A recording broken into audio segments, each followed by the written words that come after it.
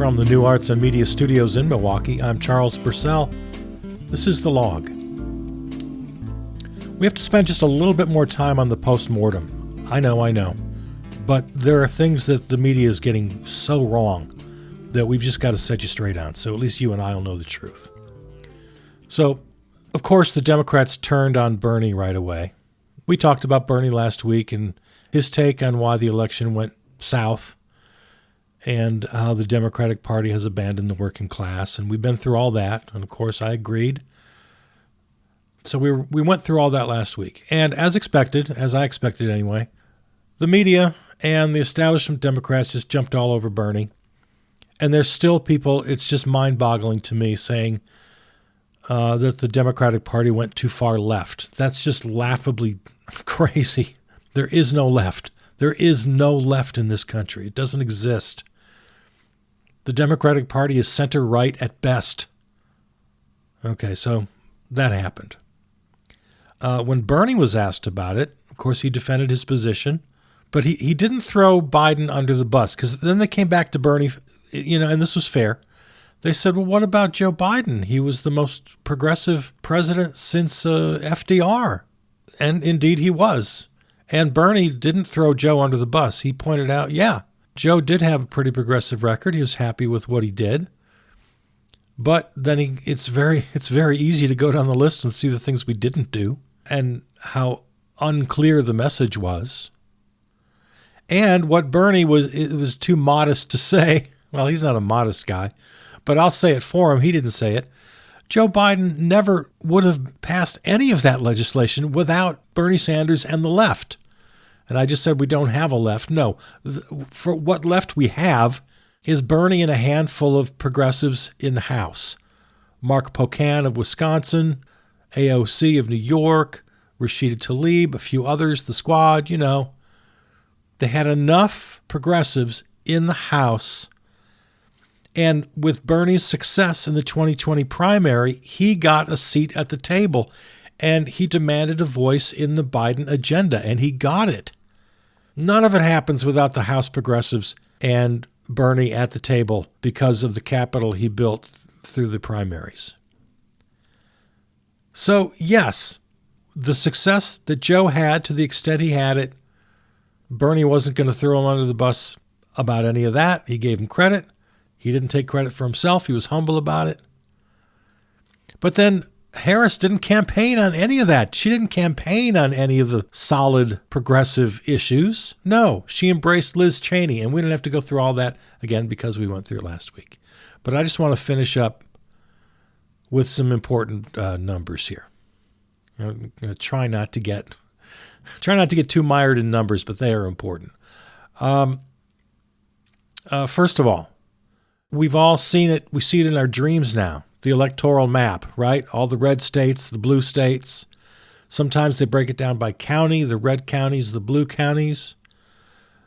But you know the criticism of that, right? It's counting land, not people.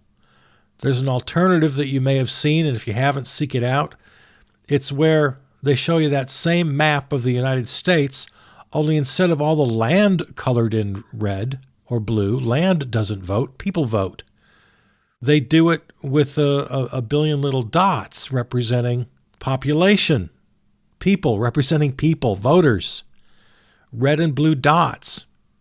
And when you illustrate it that way on a map of the United States, it looks entirely different. I made it the logo, the icon for this week's, the illustration for this week's podcast. So take a look at that. So it's just a friendly little reminder. Get that ridiculous electoral map out of your head. Land doesn't vote, people vote. Also, important, so important. And nobody, I can't find anybody who's talking about this. People are confusing percentages with raw numbers. The Orange Menace got 47% of the vote in 2020 and about 50% in 2024. But the number of voters is down. He got roughly the same number of voters, maybe 1 million more, but this year's Orange Menace still loses to 2020 Joe Biden by like 6 million votes. Do you understand what I'm saying here? I can't do visual aids here. This is an audio-only medium. But 47% of a lot of votes is about the same as 50% of fewer votes. You get what I'm saying here? There's still votes to be counted. This is still happening, especially in the West for some reason. I don't know why. But as of right now, I'm speaking, 75,753,000 votes for the Orange Menace, 72,705,000 for Harris. So as a percentage of the total vote, his is about 50, hers is about 48. As the rest of the votes come in, and there's still quite a lot from California, that'll narrow. It'll probably get down to about, well, right now it's 2 points? It'll get under 2 points probably by the time it's all counted. So it was close. It was very, very close. Now here's the part I want you to remember. Again, don't get confused by the numbers. I'm going to throw out some numbers here. There are approximately, and everything here is approximately, okay? Don't hold me to decimal points. About 260 million eligible voters in the United States. 260 million eligible voters. Of those 260 million eligible voters, approximately 30% of them voted for the Orange Menace. 30%. 30, okay? Not half the country. No, 30% of eligible voters voted for the Orange Menace. Approximately 29% voted for Harris. Like 1% or less voted for third parties. They got no votes this time around. So that means approximately 60% of eligible voters voted. That means 40% did not vote. Approximately 160 out of 260 million eligible voters voted, meaning 100 million eligible voters did not vote. They stayed on the couch. That's who won. The couch won. Harris didn't lose to Trump. She lost to the couch. So whenever you hear these yahoos in the media saying that the Orange Menace and the Republicans have this big mandate, no. They have 30% of eligible voters. The Orange Menace seems to have brought in some new voters, mostly young men. You can stop with the whole too woke thing. Not one single candidate. Please show me one single candidate at any level. For the House, for the Senate, governor, president. Show me one candidate who was running on woke issues, who was running on trans rights or defund the police or any of the other attacks from the right that they just invented.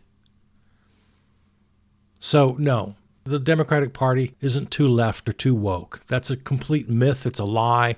It's based on the lies that the Republicans invented. And the Democrats themselves start to believe it. So stop it. Stop with the lies. Oh, and this one. Okay, this one is just driving me nuts. You know what? The Latino vote? Just stop with the Latino vote. Some more numbers. Just try to stick with me here, okay? Latinos make up about, again, very approximate here, about 20% of the U.S. population. And they made up about 10% of those who voted. So 160 million Americans voted, 10% of them were Latino. And if they split like other voters did, like we just talked about, almost half of them stayed home. So I can't do this math in my head, but it's starting to get pretty small. Of those who did vote, again, 10% of the voters who voted, they split roughly, 60-40 for Harris? So that 10% is now down to about 4% of those who voted for the Orange Menace? And then accounting for all of those that didn't vote, I don't know what, I can't do this math in my head. I'm getting confused myself. But what it comes down to is less than, 3% of all eligible Latino voters voted for the Orange Menace. And we know that a great portion of Hispanics in this country are very heavily conservative and Christian. So that has a lot to do with it. And immigration doesn't mean anything especially to this community. I've always said, or at least I've said for the last couple of election cycles, to think that Hispanics are voting on the one issue of immigration is just like thinking that American Jewish voters are one issue voters on Israel. That's just ridiculous. To me, this is a side-by-side analogy. The Hispanic population in this country is widely diverse. And over the years, over my lifetime, we're into second, third, and fourth, and fifth generations. So it's just time to just retire the whole idea of counting Latino votes and going after Latino votes. It's just so ridiculous at this point. I mean, do we count the Italian vote? Because for the first generation of Italian immigrants, they weren't considered white. They weren't considered in the mainstream. They were this separate group. Latinos, the Latino heritage, the Hispanic heritage, is becoming less and less important, just like it happened for any group. Now, there's a downside to that. It's a very kind of sad thing. I'm sure you can probably point to it in your own family. I know I can. My grandparents on my mother's side were Swedish. My grandparents on my father's side were Irish and Scottish. I have no connection at all to those nations, to any history, heritage, customs, food. I have no connection. I'm just this bland, mongrel, white American, like so many people are. And it's happening to the Hispanic community as well. And so the divisions, if any of them are important, the black and white division is more important, and that's becoming less so every year as well. European Jews were their own category for the first generation or two. Irish, name it. They all had to become, as you might put it, they all had to become white or become American. I know it's all horrible. I hate even saying this stuff out loud. It makes me kind of sick. But that's the way America has worked. So courting the Hispanic vote or trying to analyze why they lost the Latino vote is just making me nuts. All right. So there's good news and bad news. The good news is we still outnumber them. Going back to I'm going to remind you these numbers. 30% of eligible voters voted for the Orange Menace. 30%. So those of us who did not vote for the Orange Menace outnumber those who did by 70% to 30%. 70% of Americans did not vote for the Orange Menace. Of course, the bad news then is he got into office anyway. So we now officially have the tyranny of the minority party. 30% is ruling 70%. One more thing before we let this go. Now, researchers and analysts are going to eventually give us all the real answers on this, but as we speak today, the coalition appears to be the coalition of that 30%. It's a coalition of racists, sexists, homophobes, white Christian nationalists, people who bought the snake oil. In other words, they're just literally wrong. They're literally objectively wrong on the facts, what they thought they were getting, aided by right-wing media. And then there's a faction of people who don't know what they don't know. They just literally don't know anything. They weren't fooled by anybody. They just honestly don't know anything. And there are a lot of people like that. And then it gets down to just silliness, like which candidate drinks beer and which candidate drinks wine. Which kind of seems more like me. That they just sort of picked up, even though they don't follow the news, they just kind of pick it up on the street. It's just in the air. And then the last two factions I'll mention, people who do know what's going on, but they like it. They like it because, he pisses the rest of us off and they think that's fun. And then the final category, self-serving people who think it's going to work for them. Billionaires, the petty bourgeoisie who thinks, yeah, this works for me. I don't care if everybody else is screwed. I don't care what else they got going on. So those are the sycophants and the suck-ups and the self-servers and the billionaires. So that's the coalition. Imagine here, picture it this way. Picture you got everybody who voted for the Orange Menace in one room. Everybody's in one big auditorium. You ask them, okay, everybody stand up. Stand up. Now sit down when I call you out. Now, for this little thought experiment, imagine they've all taken a truth serum. So they have to sit down when I call them out. Okay, they don't have a choice. All right, so sit down if I call you out. Sit down if you're racist. A certain amount are going to sit down. I don't know how many. Okay, sit down if you're sexist. More people sit down. Sit down if you're homophobic. Sit down if you're a Christian nationalist. Sit down if you really don't know anything about his prior administration. If you're not really well-versed or relatively well-versed on his prior administration, sit down. Okay, now on his current policy positions. You don't really know anything about his policy positions. Sit down. Okay, so at least half of them are now seated. Probably most of them are seated. A couple more questions. All right, answer this. If you really don't know anything about the Biden administration, you're really not well-versed, even relatively well-versed in the Biden administration, you don't really have much information, sit down. Okay. Now, question. If you don't really know anything about Harris's policy positions, you couldn't name them, you couldn't explain them, you sit down too. Okay, of the few remaining left here, how many of you were only thinking of your own pocketbook, knowing that most of the country will suffer? In other words, you're well informed, but you're only thinking of your own pocketbook, knowing that most of the country will suffer. Okay, you can sit down. And finally, those remaining, none of the above that I've mentioned pertains to you. You're not a racist, sexist, or homophobe. You're not a Christian nationalist. You were well-versed in the prior administration. You were well-versed in his policy positions for this time around. You knew about the Biden administration. You had an accurate portrayal of that and Harris's policy positions for this time. You were not just thinking of your own pocketbook. Those of you remaining, you genuinely believed that he was the better choice. All right, for our thought experiment, how many people do you think are still standing? I don't know. It's hard for me to imagine that person. It really is. I don't think that anybody's standing at this point.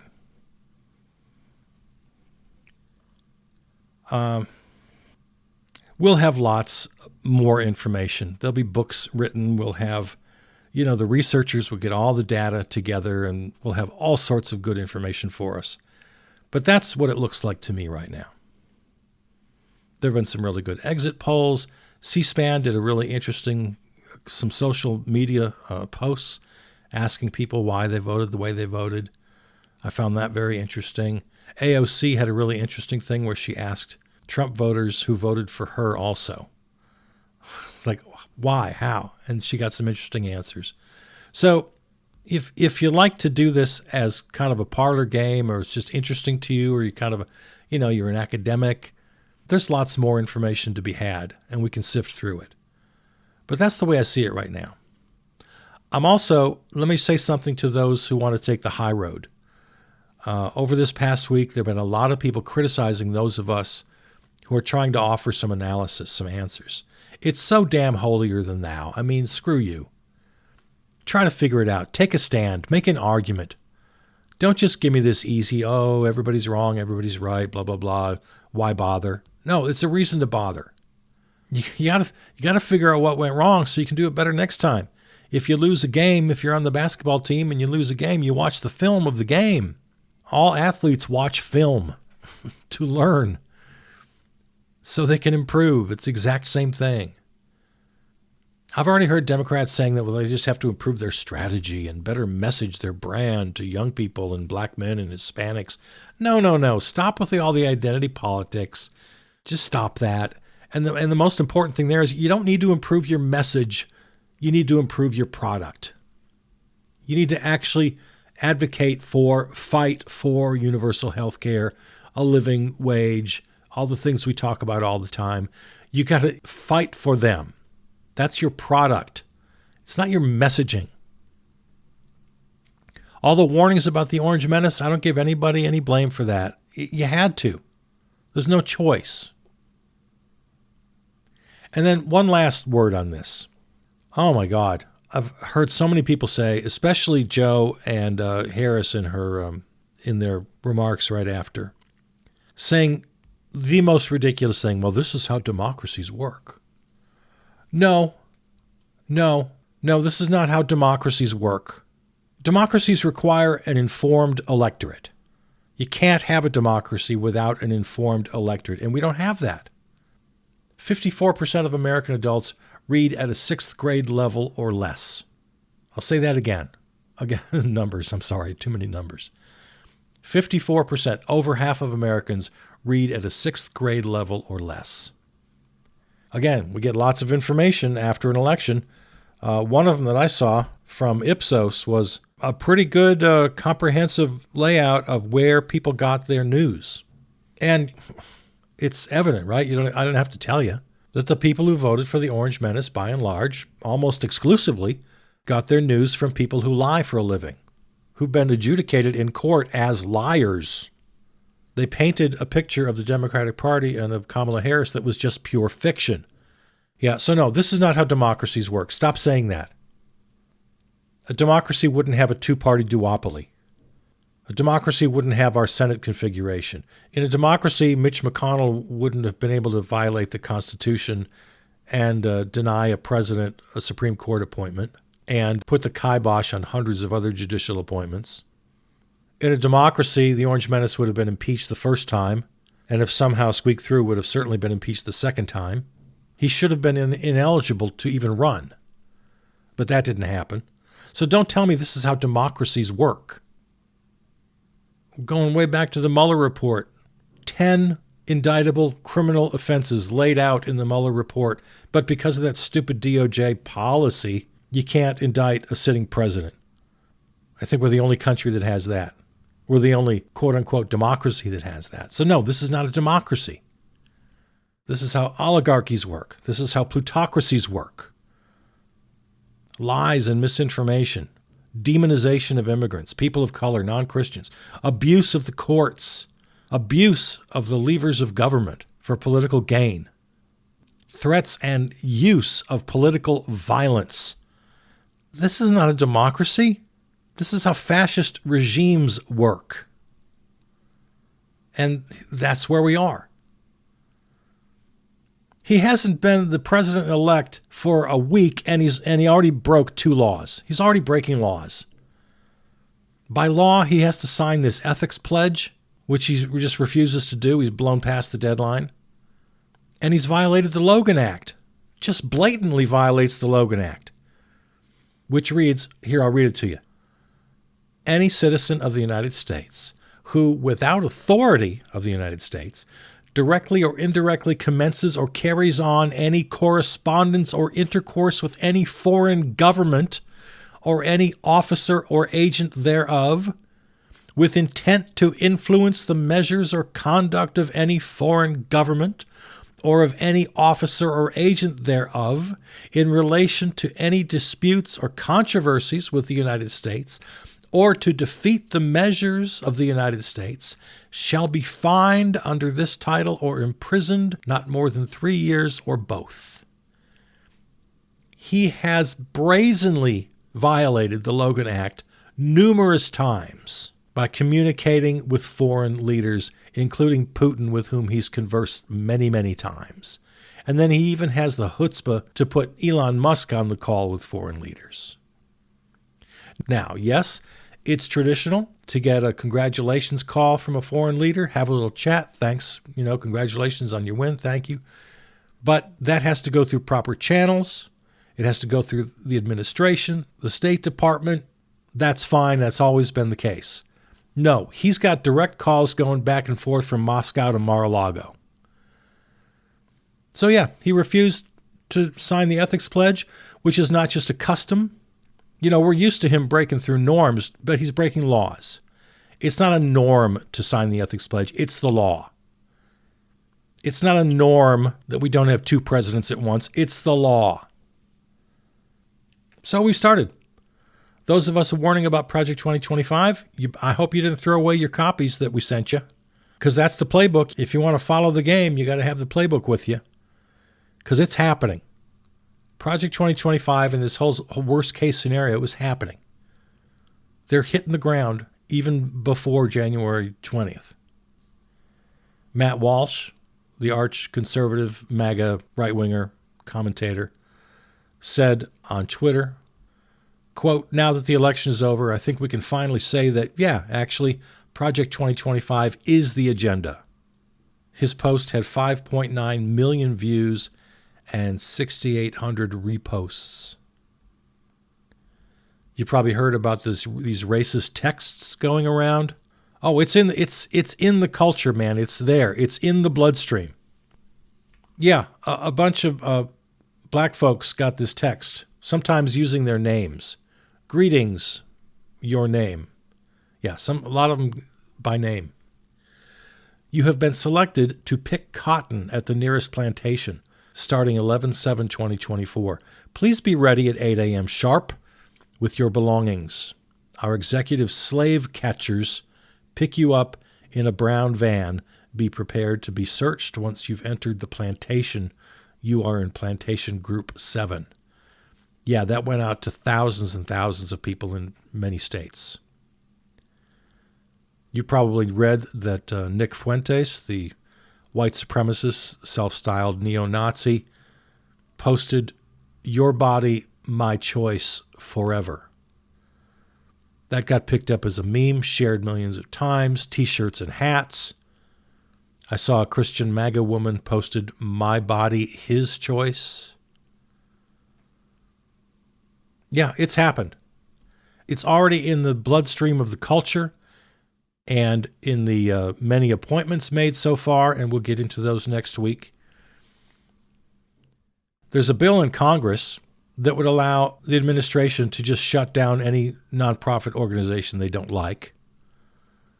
It failed in its first run through Congress, but only because they tried to do sort of a rush job where you can skip the procedure and, well, you got to get like 2/3 vote, and they couldn't get that.